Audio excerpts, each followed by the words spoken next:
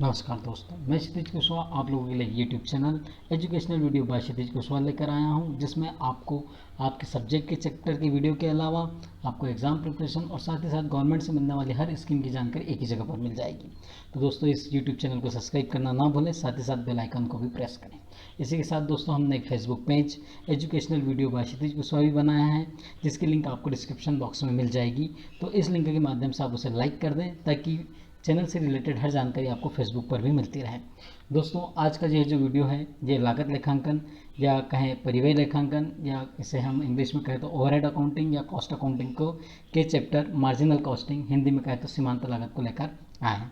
सीमांत लागत में हमने देखा है कि इसमें बहुत सारे फार्मूले होते हैं, और ये फार्मूले अधिकतर हमारे दिमाग में एग्जाम के प्रेशर के टाइम एग्जाम हॉल में हमें कन्फ्यूज़न खड़ा करते हैं, किसे डिवाइड करना है, किसे प्लस करना है, किसे माइनस करना है। तो ये सारे कन्फ्यूज़न हमारे दिमाग में उस समय आ जाते हैं। तो मैं आज आपको ये सारे फार्मूले इस तरीके से समझा दूंगा कि आपको याद रखने की ज़रूरत नहीं पड़ेगी, आपको कन्फ्यूज़न की कोई प्रॉब्लम नहीं रहेगी। बस वो फार्मूला हमें डिराइव करना, उसे समझना है कि फार्मूला बना कैसे है, तो हमें कन्फ्यूज़न की कोई वहाँ पर पॉइंट आएगा ही नहीं। तो ये चैप्टर फिर आपको बहुत आसान लगने लगेगा। जो आपको मतलब बड़ा कन्फ्यूजिंग लगता है, याद करना पड़ता है, तो इसकी प्रॉब्लम आपकी अभी सॉल्व होने वाली है। पर इसके लिए आपको ये वीडियो पूरा देखना पड़ेगा, और यदि आपको ये वीडियो पसंद आए तो इसे लाइक करें और अपने दोस्तों को शेयर करें, ताकि ये जो हमने याद करने वाला तरीका जो बनाया है या इन फॉर्मूलों को जो समझा है, वो आपके दोस्तों तक भी आसानी से पहुंच सके। तो चलो आओ दोस्तों, हम स्टार्ट करते हैं। Educational video by Kshitij Kushwaha YouTube channel में आपका हार्दिक स्वागत है। दोस्तों, आज हम बात करने वाले हैं मार्जिनल कॉस्टिंग के ऊपर। मार्जिनल कॉस्टिंग क्या होती है? तो एक अतिरिक्त इकाई के उत्पादन से कुल लागत में जो अंतर आता है, उसे हम सीमांत लागत कहते हैं। या कहें कि हम एक एक्स्ट्रा यूनिट बना रहे हैं, तो हमारी कुल लागत जितने से बढ़ेगी, वो जो एक्स्ट्रा जो अमाउंट रहेगा, उसे हम क्या कहेंगे? मार्जिनल कॉस्टिंग कहेंगे। देखें यहाँ पर, तो 100 यूनिट बनाने की जो लागत होती है वो कितनी होती है? 10,000 होती है। और यदि हम 101 मतलब एक यूनिट एक्स्ट्रा बनाते हैं, तो हमारी कुल लागत कितनी हो जाती है? 10,050 रुपये। उस नज़रिए से देखें तो एक एक्स्ट्रा यूनिट बनाने से हमारी कुल लागत में कितने का अंतर आया? 50 रुपये का। तो ये 50 रुपये क्या हो गया? हमारे सीमांत लागत की श्रेणी में आ जाता है। अब जब हम बात करें कुल लागत की, तो कुल लागत दो हिस्सों से मिलकर बनी होती है। कुल लागत दो भाग में बटी हुई है, परिवर्तनशील लागत और स्थायी लागत। परिवर्तनशील लागत वो होती है जो उत्पादन की मात्रा के अनुसार बदलती रहती है, पर स्थायी लागत उत्पादन की मात्रा से कोई संबंध नहीं रहता, वो हमेशा फिक्स रहती है। आप 1 यूनिट का उत्पादन करें या 10,000 यूनिट का उत्पादन करें, स्थायी लागत जितनी है उतनी ही रहेगी, पर परिवर्तनशील लागत उत्पादन की मात्रा के अनुसार बदलती रहती है। यदि आप 1 यूनिट का उत्पादन करेंगे तो कम लगेगी, 10,000 यूनिट का उत्पादन करेंगे तो ज़्यादा हो जाएगी। कुछ आधार का मानना है कि परिवर्तनशील लागत ही सीमांत लागत होती है। कुछ आधार क्या कहते हैं कि सीमांत लागत परिवर्तनशील लागत ही होती है, और कुछ का कहना है कि ऐसा नहीं होता है। तो चलो अब हम आगे देखते हैं, क्योंकि ये जो पूरा चैप्टर है फार्मूला बेसिस पे, इसमें सब और सब फार्मूले होते हैं, पर उन फार्मूलों को याद करना है, हमें समझना है। तो उसके लिए हम आते हैं हमारे फार्मूलों के ऊपर। हम यहाँ पर देखेंगे कि सीमांत लागत विधि का एक ब्रह्मास्त्र है जो मैं आपको सिखाने वाला हूँ। यदि ये ब्रह्मास्त्र आपने सीख लिया तो कोई भी फार्मूला आप आसानी से समझ पाएंगे और उसे याद कर लेंगे। अब ये फार्मूला क्या है, हम उसको देखते हैं। उसके पहले मैं आपको थोड़ी एक जानकारी देना चाहूँगा, जिससे यहाँ पर हमने लिखा है सेल्स, मतलब विक्रय मूल्य किसी भी कॉस्ट पर यूनिट कितना है? 100 रुपये। उसमें से जब हम वेरिएबल कॉस्ट या परिवर्तनशील लागत को घटाते हैं, तो जो हमें प्राप्त होता है वो क्या होता है? कंट्रीब्यूशन, अंशदान प्राप्त होता है। मतलब हमें जब सेल्स में से वेरिएबल कॉस्ट घटाते हैं, तो जो आता है वो क्या होता है? हमारा कंट्रीब्यूशन होता है। मतलब सेल्स में से जब हम वेरिएबल कॉस्ट घटाते हैं, तो आने वाला अमाउंट क्या हो जाता है? कंट्रीब्यूशन होता है। कंट्रीब्यूशन में से जब हम फिक्स कॉस्ट को घटाते हैं, तो हमारा क्या आ जाता है? प्रॉफिट। मतलब अंशदान में से जब हम स्थायी लागत को घटाते हैं, तो लाभ की मात्रा हमें पता चल जाती है। इसे देखें कि जैसे इस सवाल में लिखा है कि सेल्स कितना है? 100 रुपये है, वेरिएबल कॉस्ट 50 रुपये है, तो कंट्रीब्यूशन आपका कितना हो गया? 50 रुपये। और जब 50 रुपये में से आप फिक्स कॉस्ट पर यूनिट घटाते हैं 20 रुपये, तो आपको क्या मिल जाता है? प्रॉफिट। मतलब S minus VC is equal to C minus FC is equal to P। Sales में से वेरिएबल कॉस्ट घटाया तो हमें क्या मिला? कंट्रीब्यूशन। और कंट्रीब्यूशन में से हमने फिक्स कॉस्ट घटाया तो हमें क्या आ गया? प्रॉफिट। ये वाला जो पोर्शन है, यही इस पूरे मार्जिनल कॉस्टिंग का ब्रह्मास्त्र है। इसे आप अच्छे से याद कर लें कि सेल्स में से वेरिएबल कॉस्ट घटाएंगे तो कंट्रीब्यूशन आएगा, और कंट्रीब्यूशन में से जब हम फिक्स कॉस्ट घटा देंगे तो क्या आ जाएगा? प्रॉफिट। इसी ब्रह्मास्त्र के बेसिस पे हम सारे इसके फार्मूलों को याद करने वाले हैं। चलिए देखते हैं कौन कौन से फार्मूले यहाँ पर लगते हैं। सबसे पहला मार्जिनल कॉस्टिंग में फार्मूला आता है प्रॉफिट वॉल्यूम रेशो, जिसे शॉर्ट में हम कहते हैं पीवी रेशो। पीवी रेशो का फार्मूला आता है सी मतलब कॉन्ट्रीब्यूशन, सी अपॉन एस इंटू 100। मतलब यहाँ पर हम क्या कर रहे हैं कि सेल्स के ऊपर, ये देखिए सेल्स का जो अमाउंट है, यहाँ ब्रह्मास्त्र के अंदर देखिएगा, सेल्स के अमाउंट के ऊपर हम कॉन्ट्रीब्यूशन का क्या निकाल रहे हैं, परसेंटेज निकाल रहे हैं कि सेल्स का कितना प्रतिशत हमारा क्या है, कंट्रीब्यूशन है, उसे हम क्या कहेंगे, पीवी रेशो। और परसेंटेज की बात है इसलिए हम क्या कहेंगे, इंटू 100। तो हमने यहाँ क्या किया, सी अपॉन एस इंटू 100, सेल्स का कितना प्रतिशत हमारा क्या है, कंट्रीब्यूशन है। अभी हमने सिर्फ फिक्स कॉस्ट को नहीं छेड़ा है, यहाँ पर हम किसकी बात करें, केवल कंट्रीब्यूशन के परसेंटेज की, किसके ऊपर, सेल्स के ऊपर। चलिए हम देखते हैं, इसका अगला फार्मूला है change in the profit upon change in the sales into 100। ये भी परसेंटेज होने के कारण यहाँ पर हम क्या ले रहे हैं, 100। यदि हमें 2 साल का डाटा अलग अलग दिया है, हमें प्रॉफिट और सेल्स दिया है क्वेश्चन में 2 साल का अलग अलग, जैसे 2020 2021 का अलग अलग डाटा दिया है, तो वहाँ पर हम क्या करेंगे, change in the profit upon change in the sales into 100। तो ये हमारा क्या निकल जाएगा, पीवी रेशो। पीवी रेशो निकालने का एक तीसरा फार्मूला होता है 100 माइनस परसेंटेज ऑफ वीसी। मतलब वीसी मतलब क्या होगा, वेरिएबल कॉस्ट। फिर वापस यहाँ से आप ब्रह्मास्त्र में आ जाइए। मैंने यहाँ पर अभी आपको बताया था पहले वाले फार्मूले के अंदर कि हम क्या करते हैं, सेल्स का किसके ऊपर परसेंटेज निकालते हैं, कंट्रीब्यूशन किसके ऊपर परसेंटेज है, सेल्स का।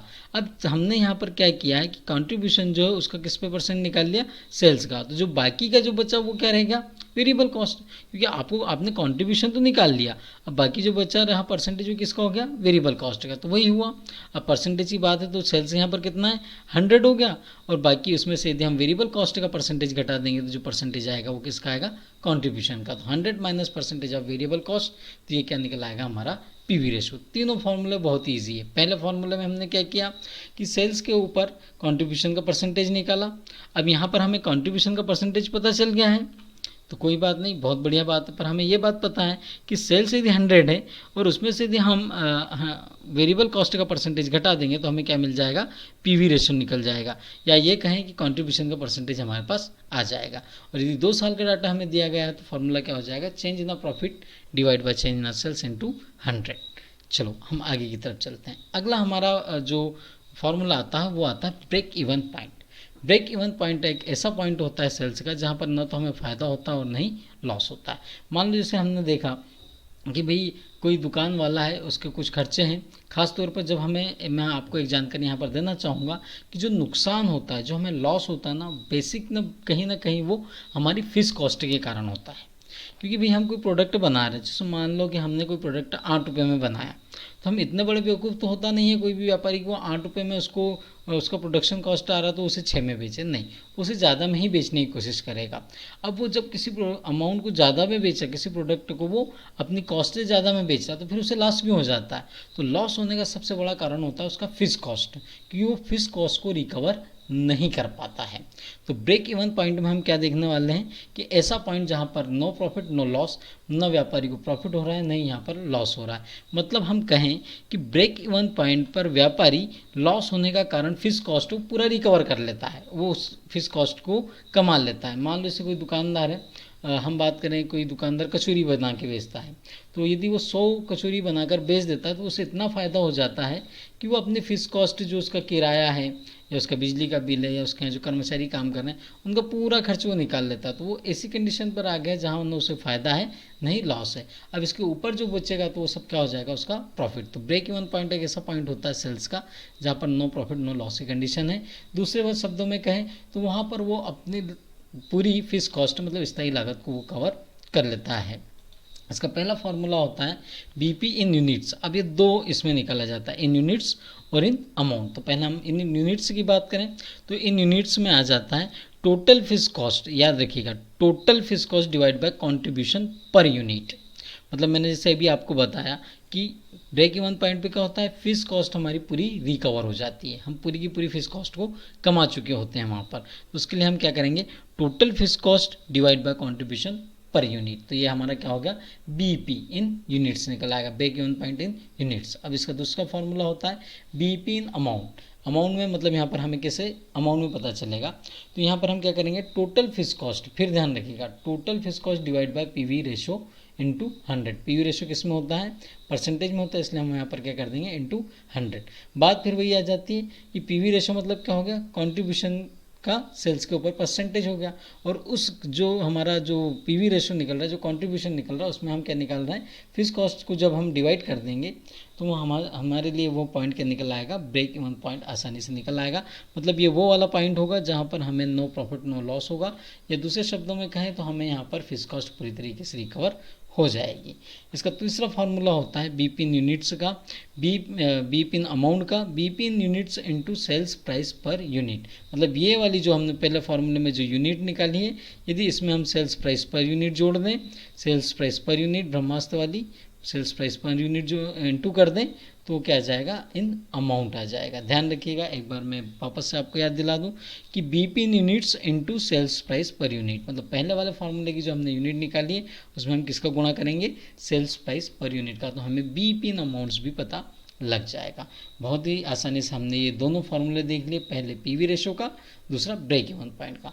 पीवी रेशो मतलब सेल्स के ऊपर कंट्रीब्यूशन का परसेंटेज होता है, और बीपी पॉइंट क्या होता है, वह पॉइंट होता है जो नो प्रॉफिट नो लॉस की कंडीशन होती है, मतलब वहाँ पर हम फिक्स कॉस्ट को पूरी रिकवर कर चुके होते हैं। इसके आगे हम चलते हैं दोस्तों। तो हमने जैसे देखा कि कुल लागत के दो हिस्से होते हैं, एक स्थायी लागत और एक परिवर्तनशील लागत। स्थायी लागत और परिवर्तनशील लागत। तो स्थायी लागत का फॉर्मूला क्या होता है, fix cost is equal to sales into PV ratio minus profit. अब आप यहाँ ब्रह्मावस्था में देखिए, यहाँ पर क्या हो रहा है, sales minus variable cost is equal to क्या आ गया, कंट्रीब्यूशन। अब हमें कंट्रीब्यूशन तो पता चल गया है, उसके हमें क्या निकालना, फिक्स कॉस्ट, और हमें क्या पता है, प्रॉफिट। तो जब हमें प्रॉफिट पता है और कंट्रीब्यूशन पता है तो हम फिक्स कॉस्ट आसानी से निकाल सकते हैं। मतलब कंट्रीब्यूशन में से जब हम प्रॉफिट घटाएंगे तो क्या आ जाएगा, हमारा फिक्स कॉस्ट आ जाएगा। या फिर ये कहें कि जब कंट्रीब्यूशन में से हम फिक्स कॉस्ट घटाते हैं तो क्या आ जाता है, प्रॉफिट। या फिर ये कहें कि कंट्रीब्यूशन फिक्स कॉस्ट और प्रॉफिट मिलकर क्या बनाते हैं, कंट्रीब्यूशन को बनाते हैं। तो हम यहाँ पर देखें तो फार्मूले में क्या आता है, सेल्स इनटू पीवी रेशो, मतलब सेल्स का पीवी रेशो निकालने पर क्या आ जाएगा, कंट्रीब्यूशन आ जाएगा, ये वाला अमाउंट आ गया अब हमारा।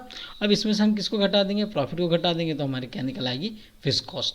तो ये वाला फार्मूला भी बड़ा इजी है, ब्रह्मास्त्र से आप समझें कि सेल्स के ऊपर हमने क्या लगाया, पीवी रेशो लगा दिया।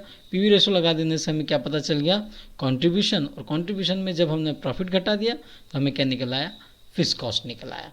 परिवर्तनशील लागत की बात करें तो वेरिएबल कॉस्ट क्या होता है, सेल्स माइनस कंट्रीब्यूशन। ये वाला ऊपर वाला हिस्सा देखिए हम ब्रह्मास्त्र का, sales minus variable cost is equal to क्या हो जाता है, कंट्रीब्यूशन। तो ऐसे ही सेल्स में से जब हम कंट्रीब्यूशन घटा देंगे तो हमारा वेरिएबल कॉस्ट निकल आएगा, वेरी इजी। तो हमने यहाँ पर क्या देखा, फिक्स कॉस्ट और वेरिएबल कॉस्ट निकालने का तरीका भी देखा। दोस्तों अब हम बात कर रहे हैं मार्जिन ऑफ सेफ्टी, मतलब तो अब हम देखेंगे मार्जिन ऑफ सेफ्टी क्या होता है। मार्जिन ऑफ सेफ्टी हिंदी में कहें तो सुरक्षा सीमा। मार्जिन ऑफ सेफ्टी को हम देखें तो ये कहीं ना कहीं बीपी सेल्स के साथ ही आता है, मतलब टोटल सेल्स का ही एक हिस्सा है। टोटल सेल्स दो हिस्सों से मिलकर बना है, मार्जिन ऑफ सेफ्टी और बीपी सेल्स से।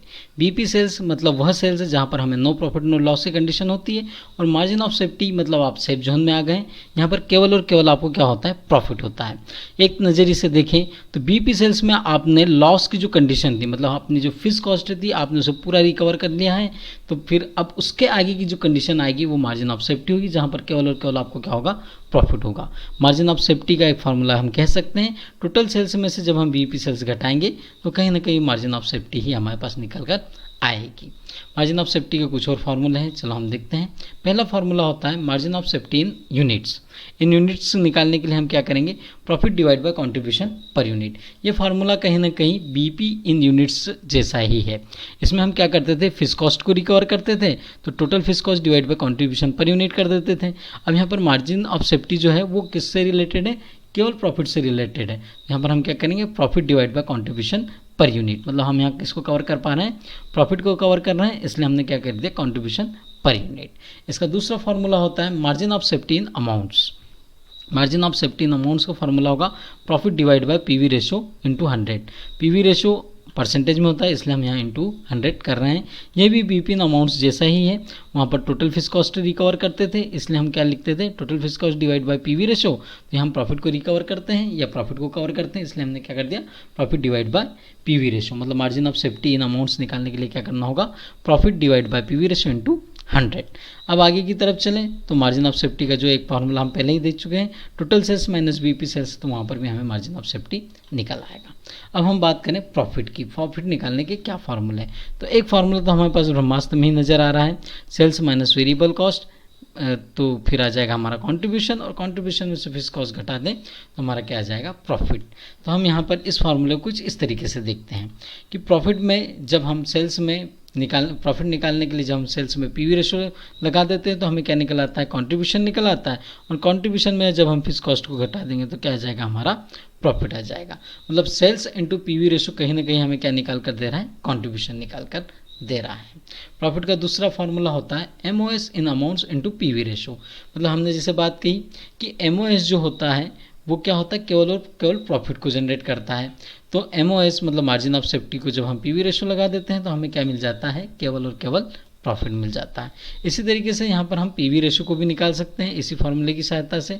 जैसे पीवी रेशो आ जाएगा तो प्रॉफिट को डिवाइड मतलब इक्वल टू होने के कारण एमओएस कहाँ चले जाएगा, अपॉन में चले जाएगा प्रॉफिट के। तो profit divide by MOS in amounts into 100, तो यहाँ पर हम क्या निकाल लेंगे, पीवी रेशो भी हमारा आसानी से निकल सकता है इस फार्मूले की मदद से। दूसरा प्रॉफिट का एक और फार्मूला होता है MOS in amounts, MOS in unit into contribution per unit. तो यहाँ पर हम क्या निकाल लेते हैं, प्रॉफिट निकाल लेते हैं कि margin of safety in units, मतलब जितनी भी यूनिट हमने क्या बीपी सेल्स यूनिट के बाद बेची है वो सब क्या है, हमारी मार्जिन ऑफ सेफ्टी यूनिट्स है, और उनके ऊपर जो कंट्रीब्यूशन हमें मिल रहा है उसमें फिक्स कॉस्ट तो रिकवर करनी नहीं है, तो जो भी हमें कंट्रीब्यूशन मिलेगा वो क्या हो जाएगा, हमारा कहीं ना कहीं प्रॉफिट हो जाएगा। तो इस फार्मूले की सहायता से हम क्या निकाल सकते हैं, कंट्रीब्यूशन पर यूनिट भी आसानी से निकाल सकते हैं कि इक्वल टू होने के कारण क्या होगा, profit divide by MOS units आ जाएगा, तो कंट्रीब्यूशन पर यूनिट भी हम निकाल सकते हैं। दोस्तों लाभ प्रॉफिट निकालने यहाँ पर कितने फार्मूला हमने देखे, 3 फार्मूला हमने यहाँ पर देखे हैं।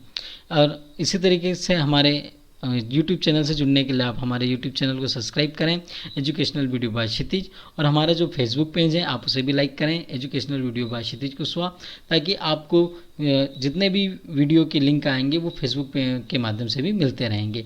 आगे हम इसी मार्जिनल कॉस्टिंग कॉन्सेप्ट से लेकर अन्य जो भी इसकी बातें हैं, जैसे अपेक्षित लाभ कैसे निकाला जाए, शटडाउन पॉइंट निकालना, परचेस आर प्रोडक्शन, अनुकूल विक्रय मिश्रण, नए बाजार की खोज आदि को लेकर भी हम वीडियो बनाने वाले हैं। तो आप हमारे यूट्यूब चैनल से जुड़ें और हमारे फेसबुक पेज को लाइक करें। हमारा ये वीडियो देखने के लिए बहुत बहुत धन्यवाद।